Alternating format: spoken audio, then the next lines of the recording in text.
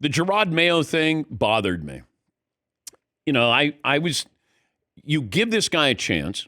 He's been waiting for 5 years. He is a head coach in waiting, and you probably had a backroom deal that said to him, don't take another job. You will replace Bill Belichick.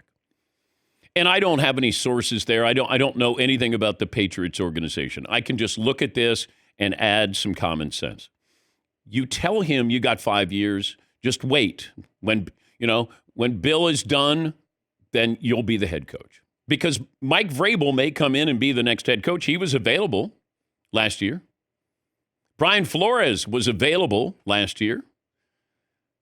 And then you win the game. Now you don't have the number 1 pick in the draft.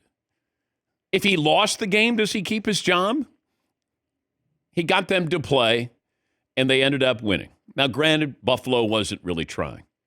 But you win the game. It's like Lovie Smith a couple of years ago with the Texans. He won the game. They didn't get the number 1 pick. They ended up getting C.J. Stroud. But this situation, 1 year for Jerod Mayo, I think it reflects poorly on the Kraft family. Because you can blame Belichick for the last couple of years, previous to this, prior to this.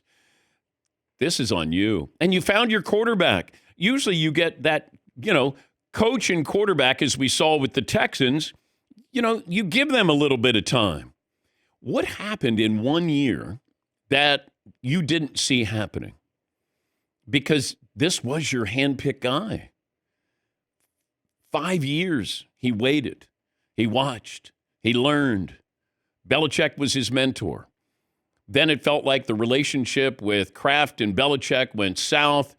Maybe they chose Jerod Mayo. Belichick sensed that, and then he was like, hey, I'm out of here. He's going to take over. Here is Jerod Mayo prior to being fired yesterday. Coaches are nothing without the players, and I just told him that again. I just appreciate all of the effort. Also told him, look, today it's all about the game.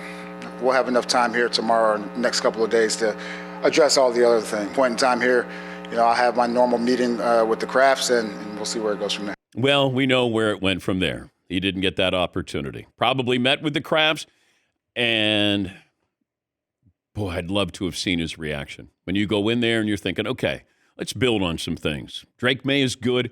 How about you guys spend some money? How about you get me some skilled position players? How about we do that? That'd be a great start. Because you watch that roster, you watch their games, yikes. There's not much there. And Drake May didn't play yesterday. Joe Milton played pretty well. That was fun to see. Great story there. But yeah, I'm watching, and I was disappointed that you give somebody 1 year, one and done.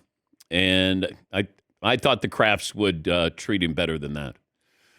But, I don't know how he was inside. I don't have any sources there. I know I'm only going with the optics here. And he didn't do well in press conferences. It felt like he was a little too critical. And, these players hear that. And I don't know if that factored in at all. We'll talk to Tom Kern a little bit later on. He'll have, some inside knowledge of this. But, yeah, I was disappointed. Surprised. Felt bad for Jerod Mayo. Did he do a good job? What did you expect? Would he end up with the same record as Belichick had? Okay. But it felt like there's a little momentum there because you found your quarterback. But Jerod Mayo has shown the door.